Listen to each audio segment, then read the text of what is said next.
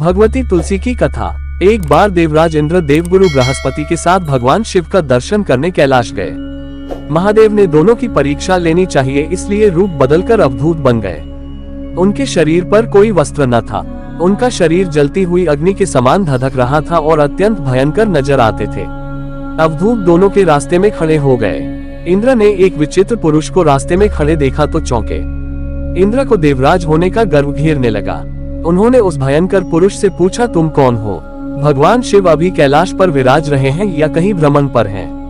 मैं उनके दर्शन के लिए आया हूँ। इंद्र ने कई प्रश्न किए, लेकिन वो पुरुष योगियों के समान मौन ही रहे। इंद्र को लगा कि एक साधारण प्राणी उनका अपमान कर रहा है।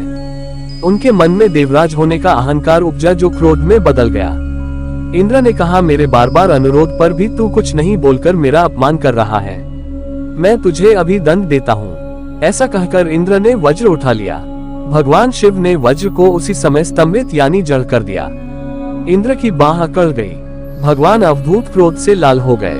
बृहस्पति उनके चेहरे पर आई क्रोध की ज्वाला को देखकर समझ गए कि ऐसा प्रचंड स्वरूप महादेव के अतिरिक्त किसी का नहीं हो सकता। बृहस्पति शिव स्तुति गाने लगे। उन्होंने इंद्र को भी महादेव के चरणों में लेटा दिया और बोले, प्रभु इंद्र आपके चरणों में पड़े हैं, आपके शरणागत हैं। आपके ललाट से प्रकट अग्नि इन्हें जलाने को बढ़ रही है। हम शरणागतों की रक्षा करें। बृहस्पति ने विनती की, प्रभु भक्तों पर आपकी सदा कृपा बरसती है। आप भक्त वत्सल और सर्वसमर्थ हैं। आप इस तेज को कहीं और स्थान दे दीजिए ताकि इंद्र के प्राणों की रक्षा हो। भगवान रुद्र ने कहा, बृहस्पति मैं तुम पर बहुत प्रसन्न हूँ। इंद्र को जीवनदान देने के कारण तुम्हारा एक नाम जीव भी होगा। मेरे तीसरे नेत्र से प्रकट इस अग्नि का ताप देवता सहन नहीं कर सकते, इसलिए मैं इसको बहुत दूर छोड़ूंगा। महादेव ने उस तेज को हाथ में धारण कर समुद्र में फेंक दिया। वहां फेंके जाते ही भगवान शिव का वह तेज तत्काल एक बालक के रूप में परिवर्तित हो गया। सिंधु से उद्भव होने के कारण उसका नाम सिंधु पुत्र जलंधर प्रसिद्ध हुआ। जलंधर, जिसका नाम शंखचूड़ भी हुआ, शिव के तेज से उत्पन्न हुआ था। इस कारण परम शक्तियों से संपन्न था। वह देवों से भी ज्यादा शक्तिवान था। वह उस तेज से पैदा हुआ था जो इंद्र को समाप्त करने वाला था, इसलिए असुरों ने उसे अपना राज बनाया। अवधूत रूप में यह लीला करने के बाद महादेव अंतर्धान हो गए। इंद्र के गर्व का भंजन भी हुआ, भगवान के दर्शन भी हो गए। तुलसी से जुड़ी एक कथा बहुत प्रचलित है। श्रीमद् देवी भागवत पुराण में इनके अवतरण की दिव्य लीला कथा भी बनाई गई है। एक बार शिव ने अपने तेज को समुद्र में फेंक दिया था। उससे एक महातेजस्वी बालक ने जन्म लिया। यह बालक आगे चलकर जलंधर के नाम से पराक्रमी दैत्य राजा बना। इसकी राजधानी का नाम जलंधर नगरी था। दैत्यराज कालनेमी की कन्या वृंदा का विवाह जलंधर से हुआ। जलंधर महाराक्षस था। अपनी सत्ता के मद में चूर उसने माता लक्ष्मी को पाने की कामना से युद्ध किया, परंतु समुद्र से ही उत्पन्न होने के कारण माता लक्ष्मी ने उसे अपने भाई के रूप में स्वीकार किया। वहां से पराजित होकर वह देवी पार्वती को पाने की लालसा से कैलाश पर्वत पर गया। भगवान देवाधिदेव शिव का ही रूप धरकर माता पार्वती के समीप गया, परंतु माँ ने अपने योग बल से उसे तुरंत पहचान लिया तथा वहां से अंतर्ध्यान हो गई। देवी पार्वती ने क्रुद्ध होकर सारा वृतांत भगवान विष्णु को सुनाया। जलंधर की पत्नी वृंदा अत्यंत पतिव्रता स्त्री थी। उसी के पतिव्रत धर्म की शक्ति से जलंधर न तो मारा जाता था और न ही पराजित होता था। इसीलिए जलंधर का नाश करने के लिए वृंदा के पतिव्रत धर्म को भंग करना बहुत जरूरी था। इसी कारण भगवान विष्णु ऋषि का वेश धारण कर वन में जा पहुँचे, जहाँ वृंदा अकेली भ्रमण कर रही थी। भगवान के साथ दो मायावी राक्षस भी थे, जिन्हें देखकर वृंदा भयभीत हो गई।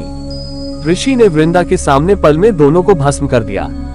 उनकी शक्ति देखकर वृंदा ने कैलाश पर्वत पर महादेव के साथ युद्ध कर रहे अपने पति जलंधर के बारे में पूछा।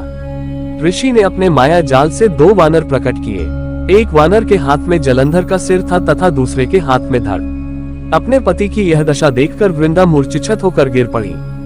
होश में आने पर उन्होंने ऋषि रूपी भगवान से विनती की कि वह उसके पति को जीवित करें। भगवान ने अपनी माया से पुनः जलंधर का सिर धड़ से जोड़ दिया, परंतु स्वयं भी वह उसी शरीर में प्रवेश कर गए।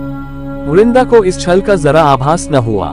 जलंधर बने भगवान के साथ वृंदा पतिव्रता का व्यवहार करने लगी, जिससे उसका सतीत्व भंग हो गया। ऐसा होते ही वृंदा का पति जलंधर युद्ध में हार गया।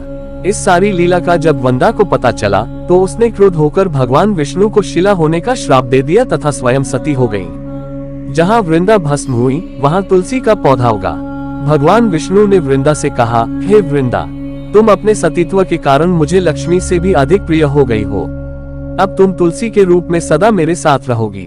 जो मनुष्य भी मेरे शालिग्राम रूप के साथ तुलसी का विवाह करेगा उसे इस लोक और परलोक में विपुल यश प्राप्त होगा। जिस घर में तुलसी होती है वहाँ यम के दूत भी असमय नहीं जा सकते। गंगा व नर्मदा के जल में स्नान तथा तुलसी का पूजन बराबर माना जाता है। चाहे मनुष्य कितना भी पापी क्यों न हो, मृत्यु के समय जिसके प्राण मंजरी रहित तुलसी और गंगा जल मुख में रखकर निकल जाते हैं, वह पापों से मुक्त होकर वैकुंठ धाम को प्राप्त होता है।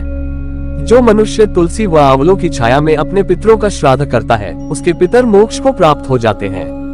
उसी दैत्य जलंधर की यह भूमि जलंधर नाम से विख्यात है। सती वृंदा का मंदिर मोहल्ला कोट किशनचंद में स्थित है। कहते हैं इस स्थान पर एक प्राचीन गुफा थी जो सीधी हरिद्वार तक जाती थी।